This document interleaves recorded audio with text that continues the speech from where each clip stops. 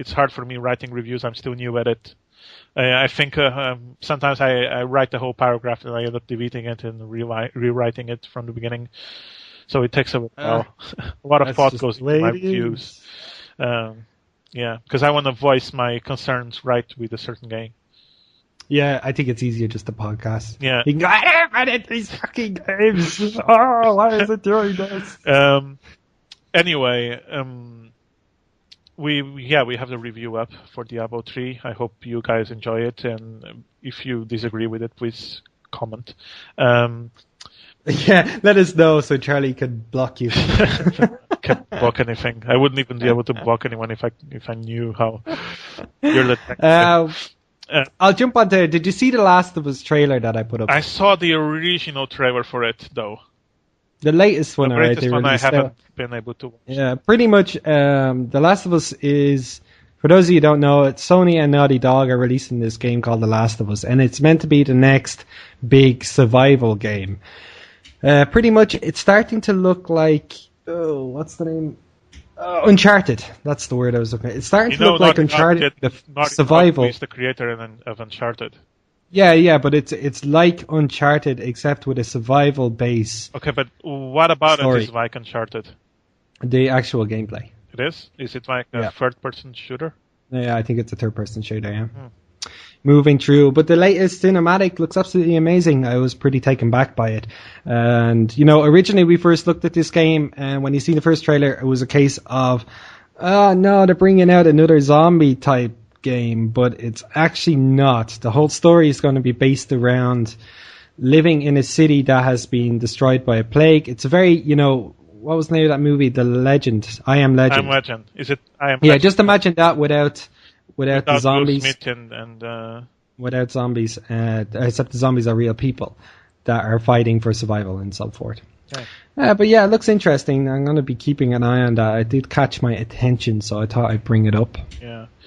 About the E3, what I'm looking forward to see is a little bit more Borderlands 2 footage.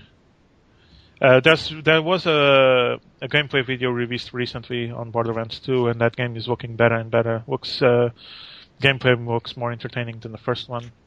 Do we have a release date yet for Borderlands 2? It's going to be October, I think. Oh, it's due out in October. So we have... October is a pretty big month in that regard. So you have Borderlands 2, and there's also November are Halo. always pretty big months. Yeah.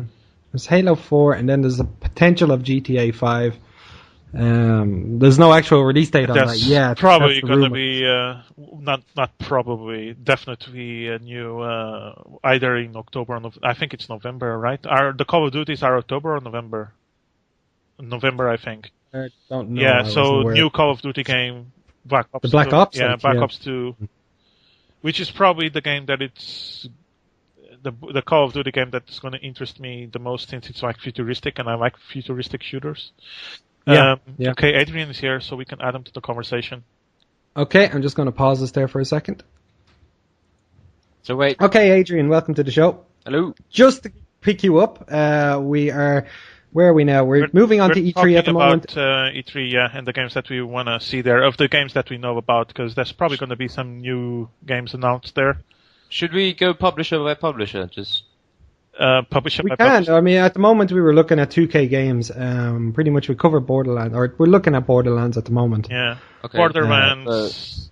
But I think if we talk about like Microsoft, Sony, and Nintendo, and not like specifically what they will publish, but what will be shown at their press conference, I think we can cover pretty much everything, because usually the big publishers use the press conference to showcase their games. So. Yeah, that's always the case. Yeah, so what game do you want to move on to next so we can discuss? Well, Resident Evil 6. That's a strong one right there, yeah. Resident Evil 6, it's so fucking depressing to see how far away from its roots Resident Evil has become. Alright, I did see the trailer, but that's about it. I haven't read up on the rest of it, and I was quite impressed with the trailer-ish. Resident Evil 4 was, I think many will agree, the best Resident Evil game. And it was like a game that reimagined its formula, redesigned its formula, and it's basically, it's it's like almost the perfect. No, not the perfect, but as far as survival horrors go, it's a very, very well polished game, and it's a very good recipe. And then they've completely fucked it up with Resident Evil 5, and now they're going to fuck it up even more with Resident Evil 6. I mean, zombies have fucking guns in this game. I like Resident Evil 5, but I didn't play it. I didn't play it as a horror game. I played it with a friend as a dumb action game, and I had a great time. Yeah, as an action game, it's possible, but not it. as a survival horror. No, definitely not. I mean, it wasn't. Playing with a partner is basically you lose every form of tension. I mean, because you're constantly talking with him and making fart noises and silly jokes, and then oh no, there's a zombie there. Ah, look, he looks a bit like a penis. Let's kill him. Yeah, exactly. If I'm not mistaken, there's a sense the director of the game of Resident Evil 6 has gone on record saying that survival horror is basically dead in the water. You need to make it an action game for people to buy it. And looking at the Dead Space games, I don't think that's entirely true. Well, I mean, Dead Space they combine, but I think they do it very deftly that they combine action and horror. It's the best of both worlds. It's the best of both worlds, basically. Except fucking Resident Evil 6, the Resident Evil 5. The scariest thing about Resident Evil 5 was actually your AI partner. Yeah. But all right, we could look at this differently. All right, you bring in Dead Space. What's different about it that makes it scary compared to Resident Evil? I'm going to let Adrian take this one. Yeah, well, I've played both games, and I actually enjoyed the second one more, and the second one moved in a more action-y direction. They had those... Basically, you could safely say that a lot of the big action set pieces were inspired by stuff like Uncharted. But it never lost its tension. I mean, I'm not sure if I can really call it a scary game, but it was tense as shit. I was on the edge of my seat for basically the whole time through, because the sound design... mixed with just the way they perfectly trickle out ammo and weapons, and the I mean, some people might find them silly, but I think the enemies are pretty well done. Even though they are a bit, hey, I'm in your face because I'm an alien, scream. Yeah. But I think it works well to an extent, because they do look terrifying, and you are repulsed by them actively. So it's not like. It's like this feeling of get away from me when they come close to you, and they do that very well. And because I think it also works because it moves the genre forward in many ways. For example, you can move and shoot at the same time. Think about it. Move and shoot at the same time. But they brought that in, and it doesn't work, so to speak, for Resident Evil. Well, have they? I mean, their latest one. Walk and shoot. No, you can't walk and shoot in Resident Evil 5. No, you cannot. And no, maybe I'm just thinking the Operation in some ways City. That adds a little bit tension to the game. True, but most people wouldn't be able to walk and shoot at the same time and hit every fucking target. It's more realistic. But then again, Chris Redfield is, I mean, look at his arms. I mean, he's injected melons. Yeah. Where did he get those melons? Right. Yeah, his biceps are bigger than his forehead. Yeah, it's true. But I'm more interested in getting to the nitty gritty core of it. More to the point that, is it zombies? About Dead Space. Shoot the fucking gun. It's not a fucking zombie. I think. Yeah, all right. No, that's it. No, I'm looking at Resident Evil 5 now, more so than 6, because I want to see.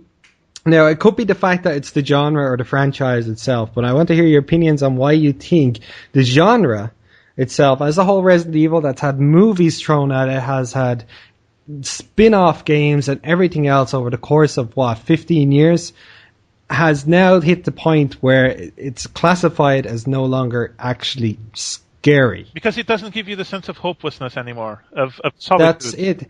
But do you not? Okay, you can probably focus on that. The fact that the games are too open. If you like that, then Stalker are some of the best. The Stalker series are some of the best action survival horror games in the last few years, because they make you feel like you are in a mad, desolate, and like hostile world where a lot of people hate you and want to kill you. And at the same time, it's also a very atmospheric world because it feels like you're actually in Chernobyl, which in itself is something scary because I don't know if you've seen pictures of Chernobyl. It's a fucking wasteland. Like in the coolest way possible. It's an awesome video game setting, but when you're like walking along like these desolate streets and there's like wind, moving dust and like foliage along the ground, and you can hear like dogs barking and howling in the background, and you see like you enter this like abandoned city, and that like combination of knowing that, oh my god, once human life lived here, and now it's just like bandits, outlaws, They're barren, yeah. bandits, outlaws, and these freakish mutants. It's like the combination of like that humanity and seeing it like turn into this basically hellhole on Earth, and that you're stuck in it, and there's no way for you to get out. I think that's what they do really well. Yeah. So if you enjoy that, give it a try. Maybe I'll give it a try. I still have Amnesia: The Dark Descent on my Steam list, but I haven't played it yet. This is what I wanted to bring up, because I was going to throw in Amnesia there as a comparison as to why this works versus the other games. Now, Amnesia, we all know, it plays on your mind. It's a whole different game. Have you played it yet? Amnesia, yeah, I couldn't complete it. I was too fucking scared. I kid you not. I got 12 minutes into it, and I was like, well, I'm going to play this another day, because it's not now. Not now. Yeah, that was the case. I played it for about 8 hours or something like that. But I got to a certain point where mentally I was exhausted. Genuinely. I got to the point where I don't even want to play the game anymore. Because, yeah, you could say weak, but I think anyone who has a normal sense of, fear will come across. And that's what made it brilliant. Now, I think the Resident Evil has jumped into a franchise that it's taken this aspect away. In that the games are too open and people know what to expect all the time. Yeah, and it doesn't. In Amnesia: The Dark Descent, you really cannot kill anything. The only tool you have for survival is running. Yeah. So it makes you feel powerless, and I think that's a big part of a survival horror. In Resident Evil 2 and 3 and 4, you had to be counting. You couldn't waste your ammo. Stupidly, You can, but there was also a lot more jump scenes, if I remember correctly. Jump scenes? I remember Resident Evil 2. All right, go back to Resident Evil 2. I remember first entering the police station, and you'd walk along one of the corridors, and then all of a sudden the zombies would break out through the windows and frighten the crap out of you. You mean like a jump scare, like that? Yeah, jump scares. Yeah. Jump scares are okay. But they were okay, but they're much better than cutscenes where you punch boulders into fucking lava. But I hated that boss fight. That is one thing I will say. If I enjoyed the game, but I hated that fucking boss fight. And let me get this out of the way. I'm fucking sick and tired of this new thing that's going on where zombies don't act like zombies anymore. Why even make them fucking zombies? It's no better than a fucking vampire that can walk in the fucking sun. Well, Resident Evil 5 had zombies that could run bikes. Really? Oh, yeah. What part of being a zombie is supposed go it's for supposed brains. to be a person numbers, that degenerates until it becomes nothing more than a brainless animal. Brainless animals cannot run fucking bikes, cannot ride bikes, and they cannot shoot guns either. Oh, and I'm remembering they also had those like semi-racist like tribal dudes. With spears and shields. And No. I don't there go goes with all the subtlety. Thanks, guys. I don't go with that one. I always thought that was kind of stupid when people said that. Yeah, Resident Evil 5 is racist because it has black zombies in it. No, it's not that. No. It's when they like pull out those tribal zombies and like make them act like it just feels really weird in comparison to what else they've been doing. Because the argument that they're black is mute because it's Africa. Of course they're going to be black. Like. Nobody complained when there were Spanish zombies. Yeah, I thought Spain. Resident Evil 4 had Spanish zombies, and they would speak Spanish. Yeah. No, they didn't say yeah. They said stuff like "Mátalo" or "Está aquí" and stuff. But in general, all right, I'm open to the concept of the stuff that's in Left 4 Dead.